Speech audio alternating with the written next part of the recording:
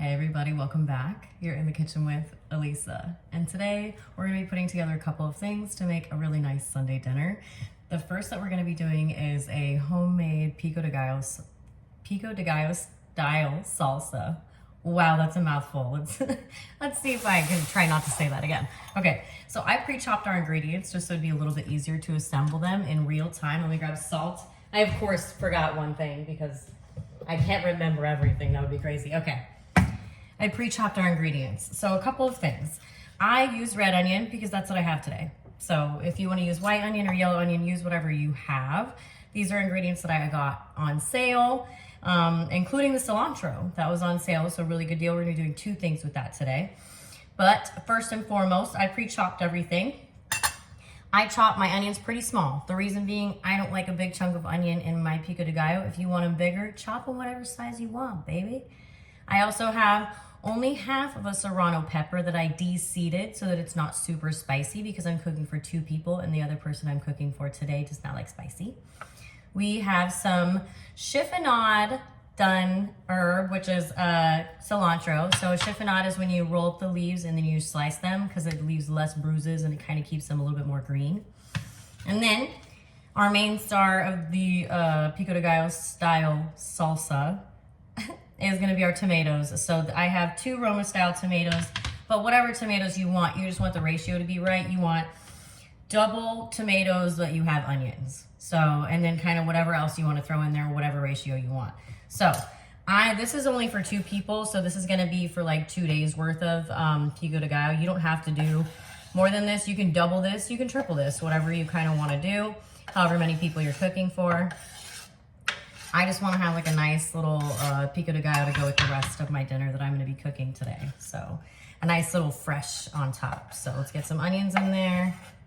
And you don't have to do as much onions as I do. I really like fresh onions in my stuff, so I have a lot of onion. I did like a quarter of a large red onion. So that's what we have in here. Pour a little bit of serrano peppers in there and then our beautiful cilantro. Okay. And this actually already looks, look how pretty that is. Okay, we are gonna take our lime. This little bad boy, if you really want, you can get the zest off of it. I don't need the zest for this. Roll that lime on the counter because these limes are kind of tough. All right, roll the lime. That's gonna help release the juices on the inside. That's why we did that. Nice and juicy. Get half of your, that's not nice and juicy. I was expecting, because it was like juicy on the cutting board. It's not, it's fine. All right, so half of a juice of a lime, if you have like a really juicy one, maybe a quarter, depending on your preferences. I'm gonna do half for this one just because this guy is not very juicy at all, as you can see. Okay, a little bit of lime in there. Wash your hands. Have a mixing utensil. Let's put a little bit of salt. I would say like a quarter of a teaspoon. I eyeball it and then taste and go from there. Let's give this a good mix. Now what's great about this is it can sit in your fridge and it's just gonna taste better, you know, overnight. So you don't wanna leave this more than 2 days. I would say eat it in 2 days. But I would say that it tastes good after like a couple hours. It tastes really good. Give this a nice good mix. And look how pretty that is. That's so pretty. All right, we need to taste and see if our salt is good. Make sure you give it a really good mix so everybody gets friendly. We want everybody to get friendly with each other, okay? Let's give it a taste. That's perfect. Doesn't need anything. Excuse me. Oh, that is spicy. Oh, okay. I'm so glad I didn't put any more serrano pepper. That is way spicier than I thought it was gonna be. That is so good. Okay, the only thing that I would say, if you wanna do, is grate fresh garlic on there. I'm gonna do that. I really like fresh, I can't believe how spicy that is. Ooh, that's good. Okay, I really like fresh garlic on mine, so we're gonna grate a little bit on there really quick. I'm gonna grab my little zester. I use a handy dandy little planer guy. Oh, I love fresh garlic. Okay, so I'm gonna just grate a little bit of fresh garlic in there because I like it. If that is too strong for you, don't do that. But this I enjoy, so I'm putting it in there. And the person I'm cooking for likes fresh garlic, so. Alrighty, don't grate your fingers off. See, so I leave a fair amount of the garlic knob on there. Okay, I'm not gonna waste it. I can save it for stock or whatever, but I am not gonna grate my little fingers off for salsa, okay? All right, wash your hands. You can already smell the fresh garlic and it smells so good. Okay, give it a good mix so you don't get a mouthful of garlic. Okay, I am so glad I didn't put more pepper in there because if it's spicy for me, man, I hope he likes it. We will see. Okay. That smells really good with the fresh garlic in there. I'm a garlicky kind of girl. If you don't like garlic, don't put that in there, baby. It was fine just how it was before, but I like fresh garlic. That is so good. Okay, we're gonna set that aside. We're gonna come back. I'm gonna make some black beans. See you guys in a few minutes. We're gonna do some like nice warm spiced black beans. I really like this little recipe. Let's go ahead and get our stove on. I have a little pan on the stove on my little burner. Let's get it on, I would say medium low. You do not want this to be hot. So like really low medium is where you want it to be at. We're gonna start to get that warm. First of all, I have like very little onion here. I would call this like, I took the little bit of my onion after making our pico de gallo style salsa. That's still a mouthful. And I just sliced off a couple little slices. They were very thin. This is not a lot. This is just enough to like kind of flavor the dish. We're gonna add in some fat. So we're gonna add in some beef tallow. You can do this with coconut oil if you want, anything you want. I prefer this to be beef tallow for this recipe. So that's what I do. I'm also gonna plain off a little, like zest off a little garlic clove. Actually, he's kind of big, let's be honest. And we're gonna use some cumin and some chili powder just to kind of warm up those spices a little bit. We're gonna do that with the fat and with our onions. So we're gonna get our pan warm here. A detail, I rinsed our beans. I know that seems silly, but trust me, it comes out so much better. I don't like the bean goo that's in there. It's very viscous and it changes the recipe a little bit. So I always rinse my beans. So that's a little detail. If you wanna do that, I prefer it that way. I have right around like a quarter of a cup of beef broth here. I actually use not the cubed kind, it's like the one in the jars and like the refrigerated section, or no, it's not refrigerated, you refrigerate it afterward. But I like those just because they're a little bit easier to melt and use like little bits of it, because I can take a little bit off of the spoon and put it like in my little measuring glass with some hot water and do little bits instead of having like to be locked into cubes or anything. So that's, and I kind of like the flavor. So I use the roast beef one.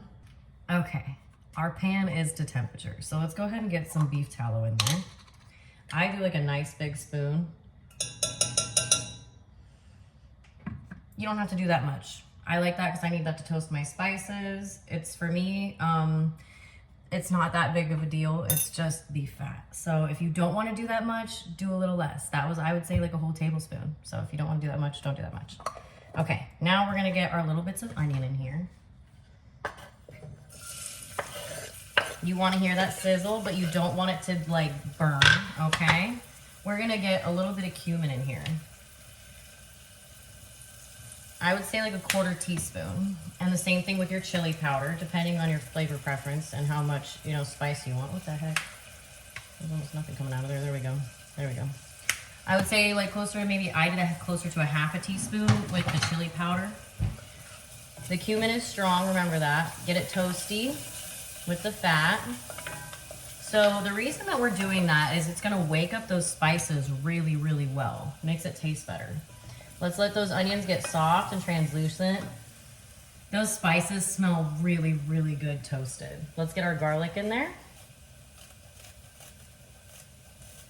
And remember, don't grate your fingers. Just get it down to a manageable size for you. There we go. That was a big clove of garlic, so I'm okay with leaving the butt. All right, let's get that in there. We're just gonna give that kind of like one little turn. You do not want to burn your garlic. I've been over that a couple of times, I think, in other recipes. Do not burn your garlic. It will ruin your meal. Get your beans in. Oops, I missed a couple. A couple beans went in the stove. Okay, give those a toss. It smells so good in here. Okay, we are still on medium low, so that's gonna cool off our pan a lot. When we're done, I made a mess. Okay, so there is our like quarter cup of beef broth. We're gonna get that in there. That is also why I haven't salted it yet. I already have sodium in my beef broth, so I'm not trying to add salt until I know exactly how salty this is gonna be. Give that a mix. We need to let this kind of come to a little bit of a simmer before we squish it. So let's let that come to a little bit of a simmer. And let's clean up our mess a little bit. Okay, you will notice I left my little cup here just in case you need a little bit more liquid. I'm gonna keep that there. Let's see, we're starting to get a little bit of a simmer, that's good.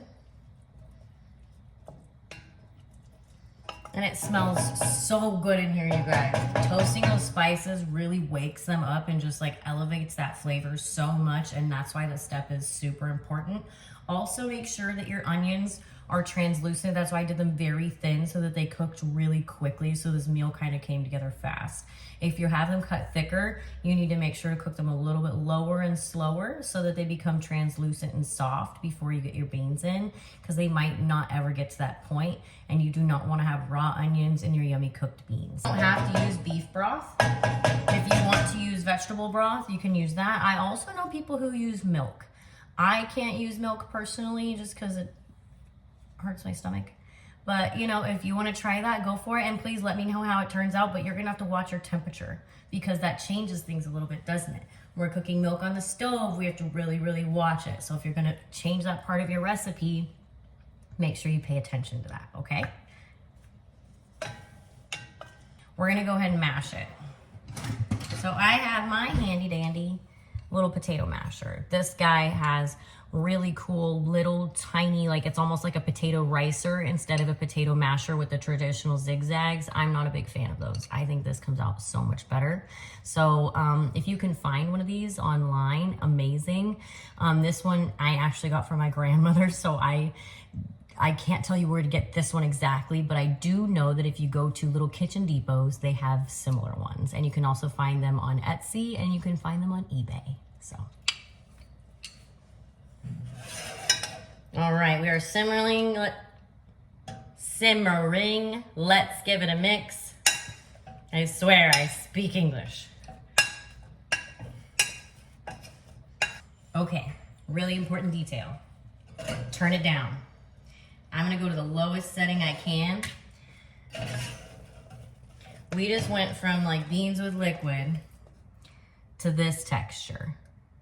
It doesn't look pretty, but it smells great.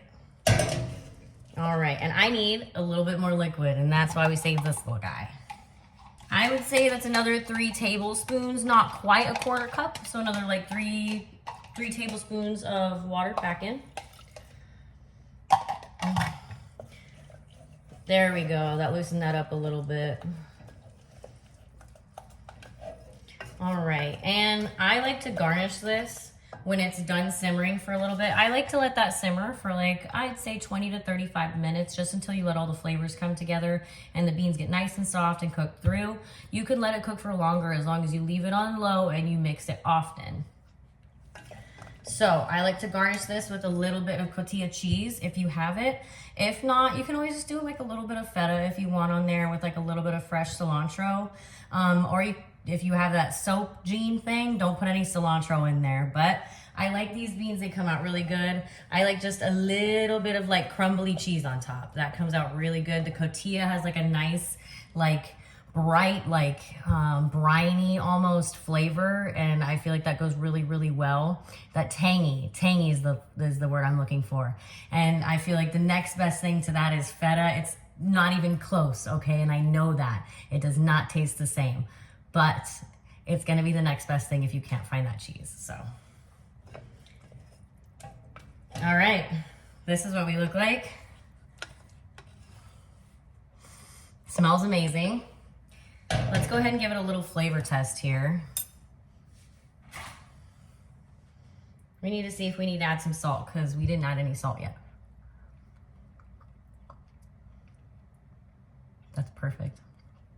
So because we used the beef broth, a bit of black pepper in there. That's what we're missing. A little bit of black pepper.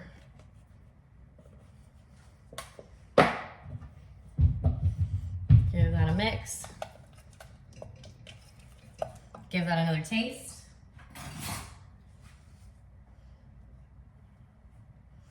Let's see.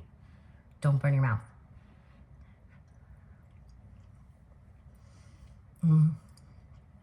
It's so like homey and warm. That's perfect. All right, let's set that aside. And then we're gonna go ahead and head to our next step. So I'm gonna leave that on low. I'm gonna cook that for like another 20, 30 minutes until I'm satisfied with the texture. And then we're gonna head to our next step. I'll see you in a few minutes. Alrighty, everybody, welcome back. And we're in part 3, cilantro lime rice. So I washed my rice 4 times. We will not be having angry, sexy Mulan man in my kitchen. I will make sure to satisfy the rice gods. So I washed this 3 times and you fill it up to your first knuckle with water. I don't make the rules, that's just what it is. Okay, we're putting in a pinch of salt. You don't have to do this part. I like to have a little bit of salt in my rice. Okay, next, I'm gonna add a little bit of lime zest. I like the lime zest in here because I like a little bit of extra lime flavor in my rice. You do not have to add this step if you do not like the extra lime flavor in your rice. When you're zesting, it is very important that you keep on the green or the yellow. You do not want to be getting into the white part of the peel because that is very bitter. So a little bit of lime zest goes a really long way. This is gonna really help flavor this in that lime flavor that we want.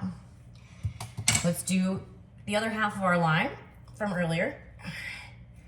There's no juice in that. What is that? Shenanigans. All right, as much juice as you can muster from your non-juicy lime. Rawr.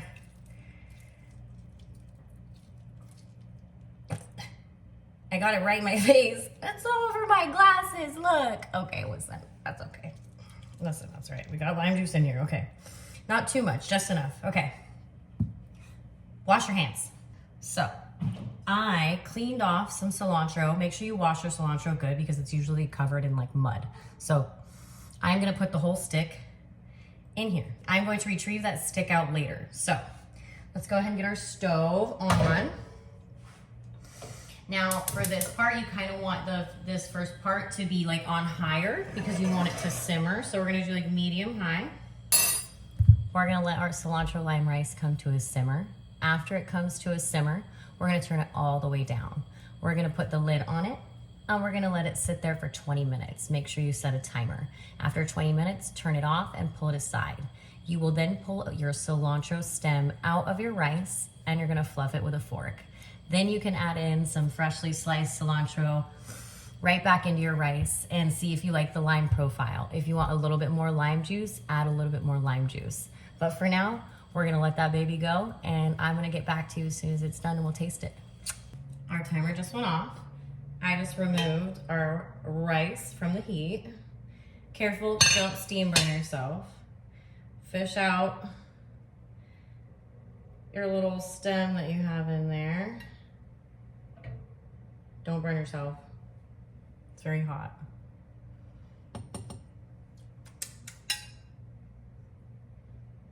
See, so that's like completely green and soft. So you don't want to put all your cilantro in the beginning because that's what's going to happen to your cilantro. Okay. Fluff it. So just kind of move it around with your fork. It's beautiful. It's fluffy. It smells good. Okay. Now let's give it a taste. It is very hot, so be very careful. Let's see if we need lime. We need a little bit of lime juice. Tastes good. We need a little bit of lime juice, our fresh cilantro. So this is just a nice little handful that I've ripped up. of some fresh cilantro. It does taste like lime because we have that lime zest in there, but we need a little more. Okay. Hopefully this guy has more juice than the last one. Oh yeah, way better. Alrighty, let's give that a little bit more lime flavor. Okay, give that another little toss. Give it a good mix now so you distribute that lime in there. Now remember we did like, I would say like a quarter of a regular lime because that lime was very sad and juice wise. So now we just got like another, actually that was a good lime, so like another half a lime of juice.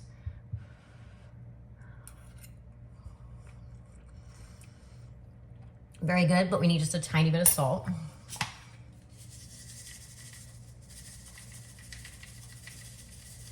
And I would say the rest of the lime. So that's a whole lime that we're gonna add in there. I like the lime flavor in mine. If you don't like that much lime flavor, don't add that much lime. It's to your preference. Another good mix. Get our salt and our lime juice well distributed.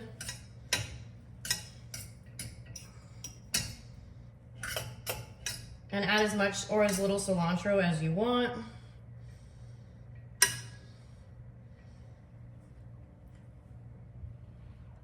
Let's give it a try. That's perfect. I just dropped rice on my counter. That is perfect. So our rice is great. Let's set that aside.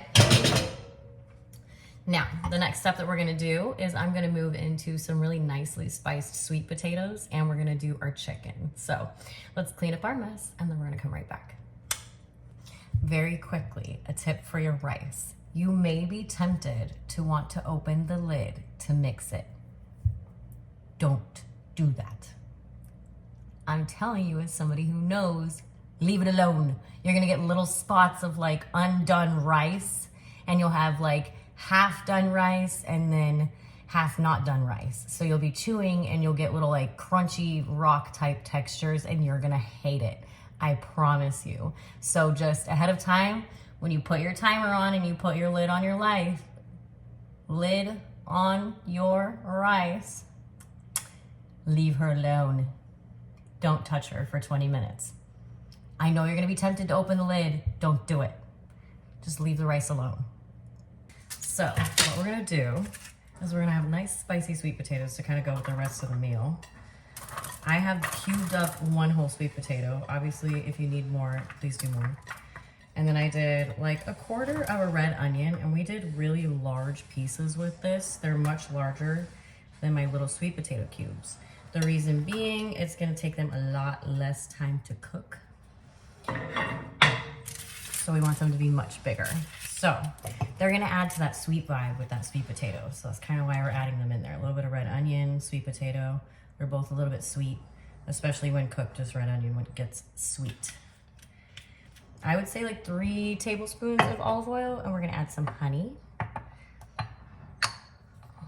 I would say like, you know, like a half teaspoon of drizzled honey on there, just because it adds a lot of flavor and balances back that sweetness that we already have with the sweet potatoes and the cooked onions. So now we're gonna go to our spices. Without the spices, this kind of doesn't come together. So this is super important. We're gonna add some chili powder. I would say like right around 1/8 to like a quarter of a teaspoon, depending on how much spice you like. I did right around a quarter. Paprika, you can be a little bit more liberal with. This tastes nice and it gets nice and smoky. So this one I'm gonna do, I would say like a quarter to a half teaspoon. Cumin, this is very strong, so you wanna be like very ginger with this one. I would say like 1/8 of a teaspoon. And then one that's gonna surprise you is a little bit of cinnamon. So this one's gonna be like 1/8 of a teaspoon once again, just a little bit of cinnamon. Trust me on this one. We're gonna do some pepper. I would say like a quarter teaspoon and some salt. That I would say closer to like a half of a teaspoon. Make sure you get everybody coated in all those spices.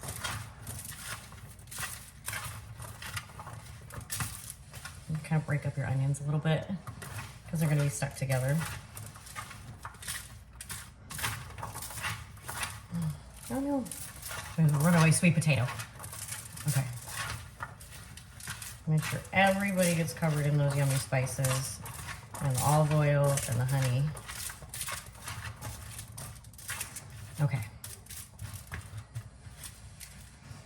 This is what we look like now. Much spicier. Break up your little onions. And this is, like I said, it's not a lot of onion. It's just gonna add like a little bit of flavor, and I like roasted onions. So only put those in if you like that flavor. Okay, and once again, this is not an appropriate way to taste test, but I'm gonna. That tastes so good. And it's gonna be so surprising when it comes out because it's gonna be nice and spices are gonna get nice and smoky in the air fryer. So I'm gonna wash my hands, we're gonna come back and get them in the air fryer. Alright, everybody, welcome back. And we're in part 5 of my little dinner series here, and we're gonna start seasoning our chicken. So, what I did was I actually filleted the breasts down the middle, and then I kind of tenderized them flat to where they're all the same width. If you guys want me to do that next time in the video, please let me know. I'll be happy to do that. Let's go ahead and season everybody. So I'm actually gonna also cook this in the air fryer. I'm gonna put it on like a little grate so that it actually cooks with air underneath it. So we're gonna get a little bit of oil on there. So we're gonna do some olive oil. I would say like a full tablespoon. Okay. And let's season both sides. So let's get started. We're gonna do some salt.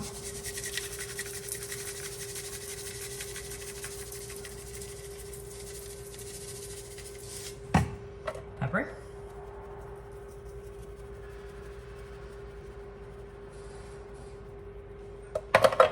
Garlic salt.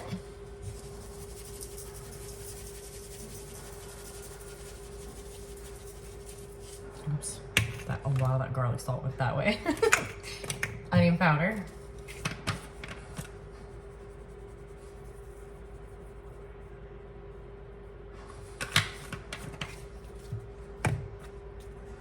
Dried oregano. And once again, we crush up our dried herbs because that wakes up the oils in them and brings back that flavor. I know it's a small step, but it adds a lot. And it smells good. Okay, now let's do a little bit of chili powder. Depending on your spice levels, once again. Paprika.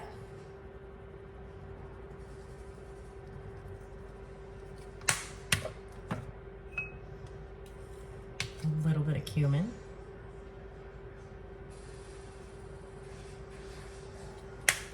Oh, and pause because I need to grab our chipotle sauce. Just 1 second. Okay, we're back. So let's go ahead and flip our chicken, and we need to season both sides. And then we're gonna add our chipotle sauce, and we're gonna rub it all around. And if you know me, you know we're gonna use our hands. You can obviously use tongs if you don't wanna do that, but I'm gonna use my hands. Okay, season the other side of your chicken.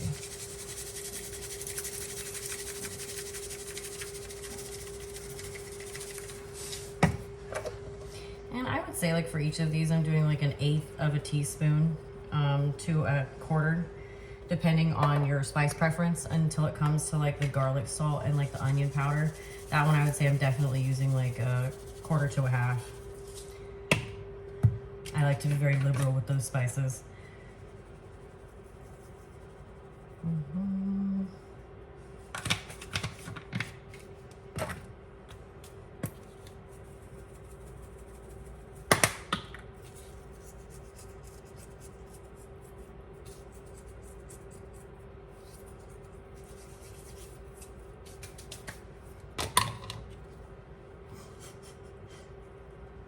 Don't mind me, I'm just almost spilling.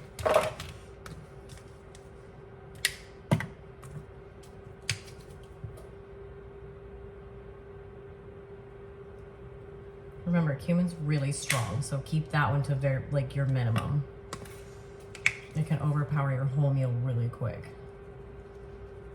Okay. Paprika. And then once again, just a tiny bit. of olive oil.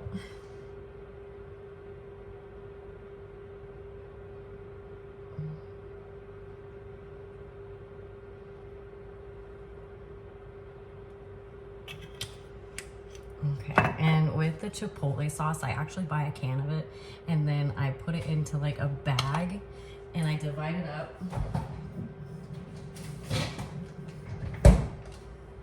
In my freezer, and I portion it out ahead of time so that I can just take a portion out and use it as I need to. It's super spicy, so I only use a little bit at a time.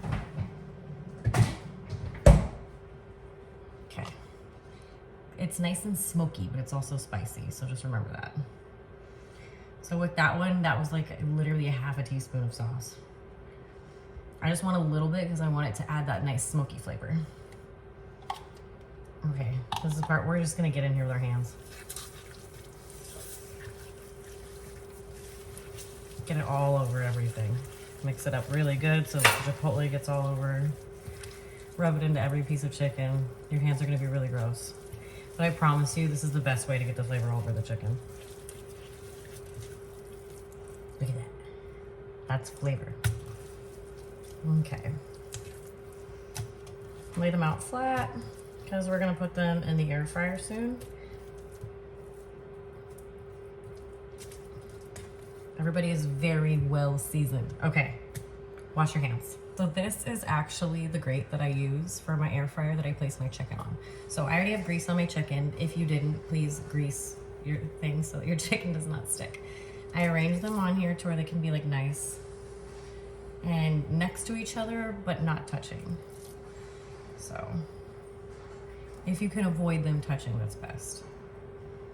That way they roast and like get like a nice roasty texture instead of steam next to each other. And that's kind of why we do the grate, so that it cooks better. This is how we look. So we're gonna go ahead and get those right on top of our sweet potatoes. And it's okay if some of that flavor drips onto our sweet potatoes. We have almost the exact same spices, so it's okay if that flavor goes down there. All right, I'm gonna wash my hands and clean my space, and we'll come back when our sweet potatoes and our chicken is done. So we originally had our sweet potatoes in there at 375, just so that they could get a little bit soft in there, and they were in there for 15 minutes, 10 minutes before we had our chicken in there. So then we turned it up to 400 degrees just because we want that chicken to get a little bit more crispy. It is thin, so we don't want it to be too high. We're gonna check it in 10 minutes and we'll probably turn it down. While we're waiting for our sweet potatoes and our chicken for our part 4 and part 5, I believe it was. I don't remember the numbers now. We're gonna do a cilantro lime aioli, and that's just a really fancy way of saying mayonnaise. Sometimes I can speak, I swear. Okay. So right now I have in here 2 tablespoons of mayo. You pick your favorite. We might need to add more. We will find out. Okay. I also have in there a clove of garlic and the juice of 1 lime.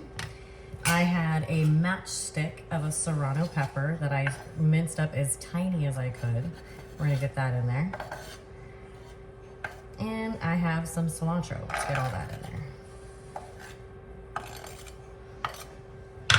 Oops, I missed. It's okay, I just cleaned it. It's my counter. Okay. Let's give that a little mix. I know I might need a little bit of salt, so I'll grab that.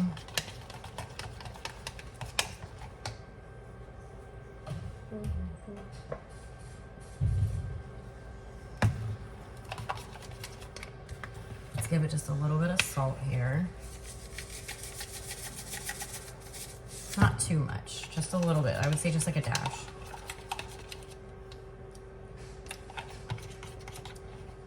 That's really good. A little more salt.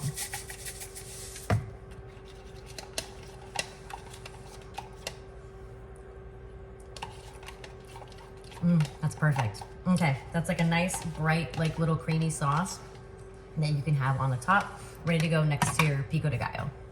We're gonna come back as soon as our chicken and our sweet potatoes are done. So, everything is done. Let's try everything. This is what our chicken looks like. I have a little bit of the cilantro lime aioli on there. That's why it looks creamy. That's perfect. That's so good.